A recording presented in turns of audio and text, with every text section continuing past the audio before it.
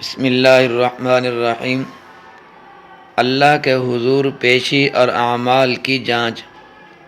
حضرت ابن حاتم رضی اللہ تعالی عنہ سے روایت ہے، کہتے ہیں کہ رسول اللہ صلی اللہ علیہ وسلم نے فرمایا، قیامت میں تم میں سے ہر شخص سے اس کا پروردگار اس طرح بلا واسطہ اور دو بدو کلام فرمائے گا کہ نہ درمیان میں کوئی ترجمان ہوگا اور نہ کوئی پردہ حائل ہوگا۔ تو اس وقت بندہ کی یہ کیفیت ہوگی کہ وہ حیرت اور بے بسی سے ادھر ادھر دیکھے گا، پس جب نظر کرے گا اپنی دائنی جانب تو سوائے اپنے اعمال کے کچھ اس کو نظر نہیں آئے گا، اور ایسے ہی جب نظر کرے گا بائیں جانب تو سوائے اپنے اعمال کے کچھ اسے نظر نہ آئے گا، اور جب سامنے نظر دوڑائے گا تو اپنے روبرو آگ ہی آگ کو دیکھے گا۔ پس اے لوگو، دوزخ کی اس آگ سے بچو، اگرچہ خشک کھجور کے ایک خشک ٹکڑے ہی کے ذریعے اس سے بچنے کی فکر کرو۔ مطلب یہ ہے کہ آتش دوزخ سے بچنے کے لیے صدقہ کرو، اور اگر کھجور کے ایک خشک ٹکڑے کے سوا تمہیں کچھ بھی میسر نہ ہو تو راہ خدا میں وہی دے کر دوزخ سے بچنے کی فکر کرو۔ اسی طرح حضرت ابو ہریرہ رضی اللہ تعالیٰ عنہ سے روایت ہے، کہتے ہیں کہ بعض صحابہ کرام رضوان اللہ تعالیٰ علیہم اجمعین سے عرض کیا، یا رسول اللہ صلی اللہ علیہ وسلم، کیا قیامت کے دن ہم اپنے پروردگار کو دیکھیں گے؟ تو آپ صلی اللہ علیہ وسلم نے فرمایا، کیا دوپہر کے وقت میں آفتاب کے دیکھنے میں جب کہ وہ بدلی میں بھی نہ ہو تم میں کوئی کشمکش ہوتی ہے تم میں کوئی کشمکش ہوتی ہے؟ تو انہوں نے عرض کیا، نہیں۔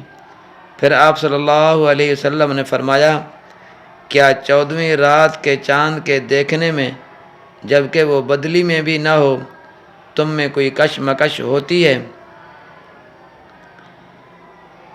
انہوں نے عرض کیا، نہیں۔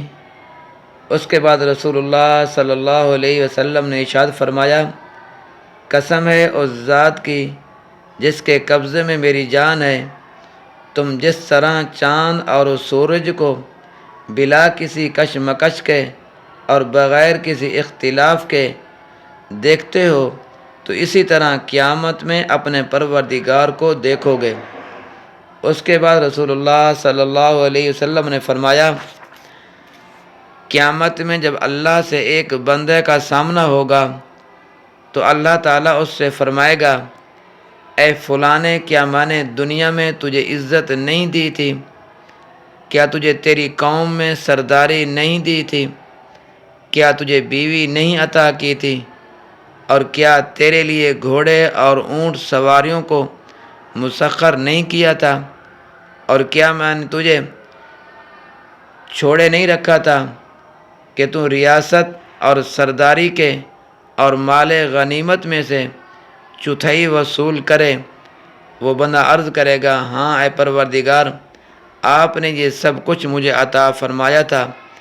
پھر اللہ تعالیٰ اس سے فرمائے گا، تو کیا تجھے اس کا خیال اور گمان تھا کہ تو ایک دن میرے سامنے آئے گا؟ وہ عرض کرے گا، میں یہ خیال نہیں کرتا تھا۔ پس اللہ تعالیٰ فرمائے گا، آج میں تجھے اپنے رحم اور کرم سے اسی طرح بھلاتا ہوں جس طرح تو نے مجھے بھلائے رکھا تھا۔ تو اس کے بعد اللہ تعالیٰ سے دوسرے ایک بندے کا سامنا ہوگا اور اس سے بھی حق تعالیٰ اسی طرح فرمائے گا۔ تو اس کے بعد اللہ تعالیٰ تیسرے ایک بندے سے ملے گا اور اس سے بھی اسی طرح فرمائے گا۔ یہ بندہ عرض کرے گا کہ اے پروردگار، میں تجھ پر ایمان لایا اور تیری کتاب پر اور تیرے رسولوں پر ایمان لایا، اور میں نے نمازیں پڑھی اور روزے بھی رکھے اور صدقہ بھی ادا کیا، اور اس کے علاوہ بھی وہ بندہ خوب اپنے اچھے کارنامے بیان کرے گا جہاں تک بھی بیان کر سکے گا۔ جہاں تک بھی بیان کر سکے گا، بس اللہ تعالیٰ فرمائے گا یہاں ٹھہر جا۔ پھر اس سے کہا جائے گا میں ابھی تجھ پر ایک گواہ قائم کرتا ہوں، اور وہ اپنے جی میں سوچے گا کہ وہ کون ہوگا جو مجھ پر گواہی دے گا۔ پھر اس کے منہ پر مہر لگا دی جائے گی، اور اس کی ران کو حکم دیا جائے گا کہ بول، تو اس کی ران اور اس کا گوشت اور اس کی ہڈیاں اس کے اعمال کی گواہی دیں گے، اور اللہ تعالیٰ یہ اس لیے کرے گا کہ اس کا عذر باقی نہ رہے، اور یہ منافق ہوگا، اللہ تعالیٰ اس پر ناراض ہوگا۔ تو پوچھنے والوں نے رسول اللہ صلی اللہ علیہ وسلم سے صرف اتنا ہی پوچھا تھا، کیا قیامت میں ہم اللہ تعالیٰ کو دیکھ سکیں گے؟ تو آپ نے چاند اور سورج کی مثال دے کر یہ سمجھا دینا چاہا کہ قیامت میں اللہ تعالیٰ کا دیکھنا اتنے واضح طریقے پر ہوگا کہ جس میں کسی شک اور شبہ کی گنجائش بھی نہ ہوگی۔ یہ بھی آپ نے واضح فرمایا کہ جس طرح چاند اور سورج کو مشرق اور مغرب کے کروڑوں آدمی بیک وقت دیکھتے ہیں اور بالکل یکساں طور پر دیکھتے ہیں، اور ان کے درمیان کوئی کشمکش نہیں ہوتی، اسی طرح قیامت میں بھی سب اللہ تعالیٰ کو بھی دیکھ سکیں گے۔ پھر مزید آپ نے یہ بھی فرما دیا کہ بعض لوگ جن کو اللہ تعالیٰ نے دنیا میں بڑی بڑی نعمتیں دے رکھی ہیں اور وہ اللہ تعالیٰ کو بالکل بھولے ہوئے ہیں اور آخرت کی پیشی سے بالکل بے فکر ہو گئے ہیں، جب قیامت میں اللہ تعالیٰ سے ان کا سامنا ہوگا اور اللہ تعالیٰ ان سے پوچھے گا، تو اس دن وہ کیسے لاجواب اور کیسے ذلیل اور خوار ہوں گے۔ اور ان میں سے جو بے حیا اور منافق اس وقت غلط بیانی کریں گے تو اللہ تعالیٰ خود انہی کے اعضاء سے اور انہی کے گوشت سے اور انہی کے ہڈیوں سے ان کے خلاف گواہی دلوا کر ان پر حجت قائم فرما دیں گے، اور اسی طرح ان کے جھوٹ اور ان کی منافقت کا بھانڈا بھی پھوٹ جائے گا۔ تو رسول اللہ صلی اللہ علیہ وسلم نے اصل سوال سے زید یہ بیان سوال کرنے والے صحابہ کو اس حقیقت کی طرف متوجہ کرنے کے لیے فرمایا کہ قیامت میں صرف اللہ تعالیٰ کا دیکھنا ہی نہ ہوگا، بلکہ حق تعالیٰ نے جو نعمتیں جس کو دی ہیں اس وقت ان کی پوچھ گچھ بھی ہوگی۔ فرمایا ثم لتسألن یومئذ عن النعیم، اور جن لوگوں نے اللہ کے احکام سے بے پرواہ ہو کر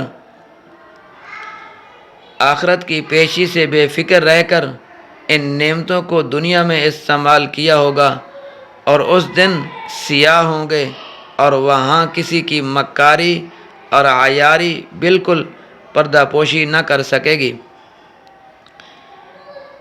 اسی طرح حضرت عبداللہ بن عمر رضی اللہ تعالیٰ عنہ سے بھی روایت ہے، کہتے ہیں کہ رسول اللہ صلی اللہ علیہ وسلم نے فرمایا، قیامت میں اللہ تعالیٰ ایمان والے اپنے بندے کو اپنی رحمت سے قریب کرے گا اور اس پر اپنا خاص پردہ ڈالے گا، اور دوسروں سے اس کو پردہ میں کرے گا،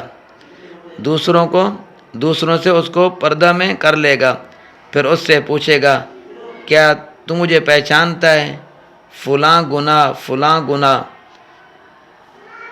اس سے پوچھے گا کیا تو پہچانتا ہے فلاں گناہ، یعنی کیا تجھے یاد ہے کہ تو نے یہ گناہ کیے تھے؟ وہ عرض کرے گا ہاں اے پروردگار مجھے یاد ہے، یہاں تک کہ اللہ تعالیٰ اس کے سارے گناہوں کا اس سے اقرار کرا لے گا، اور وہ اپنے جی میں یہ خیال کرے گا میں تو ہلاک ہو گیا ہوں، یعنی اس کو خیال ہوگا کہ جب اتنے میرے گناہ ہیں تو اب میں کیسے چھٹکارا پا سکوں گا۔ پھر اللہ تعالیٰ فرمائے گا میں نے دنیا میں تیرے ان گناہوں کو چھپایا تھا اور آج میں ان کو بخشتا ہوں اور معافی دیتا ہوں، سبحان اللہ۔ پھر اس کا نیکیوں والا اعمال نامہ اس کے حوالے کر دیا جائے گا، یعنی اہل محشر کے سامنے صرف نیکیوں والا ہی اعمال نامہ آئے گا، اور گناہوں کا معاملہ اللہ تعالیٰ پردہ میں ختم کر دیں گے۔ سبحان اللہ، اللہ کی ذات کتنی کریم ذات ہے، اللہ کی ذات کتنی فضل والی ذات ہے۔ لیکن اہل کفر اور منافق کا معاملہ یہ ہوگا کہ ان کے متعلق برسر عام پکارا جائے گا کہ یہ وہ لوگ ہیں جنہوں نے اپنے اللہ پر جھوٹی باتیں باندھی، یعنی غلط اور بے اصل خیالات کو اللہ تعالیٰ کی طرف نسبت دے کر اپنا دین اور مذہب بنایا۔ خبردار، اللہ تعالیٰ کی لعنت ہے ایسے ظالموں پر۔ اللہ کی ذات کتنی کریم ذات ہے، اور آج کل ہمارے دلوں کے اندر ایمان کی کوئی ویلیو، کوئی وقعت نہیں ہے، لیکن مرنے کے بعد پتہ چلے گا، معلوم ہوگا کہ ایمان کی کتنی قیمت ہے۔ ایمان بہت بڑی نعمت ہے، ہم جتنی بھی ایمان کی تعریف کریں اتنی ہی کم ہے۔ ہمارا ایمان کس طرح محفوظ رہے گا؟ میرے دوستو، اگر ہم اللہ کے احکاموں کو بجا لانے والے ہوں گے اور رسول اللہ صلی اللہ علیہ وسلم کے طریقے کے مطابق زندگی بسر کریں گے تو ہمارا ایمان محفوظ رہے گا۔ اگر ہم اپنا ایمان محفوظ کر کے بچا کے لے گئے اس دنیا سے تو پھر ہم کامیاب ہوں گے اللہ کے فضل اور اللہ کے کرم سے۔ اگر ہم اس کے برعکس کریں گے، اللہ کے ہر حکم کی عدولی کریں گے، اللہ کے ہر حکم کی نافرمانی کریں گے اور نبی کریم صلی اللہ علیہ وسلم کے طریقے کے مطابق زندگی بسر نہیں کریں گے تو ہمارا ایمان جو ہے یہ چلا جائے گا، ہمارا ایمان سلب ہو جائے گا، ہمیں معلوم بھی نہیں ہوگا۔ لہذا ہر آدمی، ہر انسان، ہر شخص اس کی فکر کرے اور ایمان والے اعمال کرتا رہے اور اللہ کو راضی کر کے جائے۔ اگر بالفرض والمحال انسان سے گناہ سرزد ہو جاتا ہے، اللہ کی نافرمانی ہو جاتی ہے اور نبی کریم صلی اللہ علیہ وسلم کے طریقے کے خلاف کام کر لیتا ہے، میرے دوستو، اپنے گناہوں کے اوپر نادم ہو کر اللہ سے سچے دل سے، صدقے دل سے اللہ سے معافی مانگیں۔ اللہ تبارک و تعالیٰ تمہارے گناہ معاف فرما دے گا۔ اللہ تبارک و تعالیٰ مجھے اور آپ سب حضرات کو صحیح کام کرنے کی اور اخلاص سے کام کرنے کی توفیق عطا فرمائے۔ اللہ تبارک و تعالیٰ میرا اور آپ کا حامی و ناصر ہو۔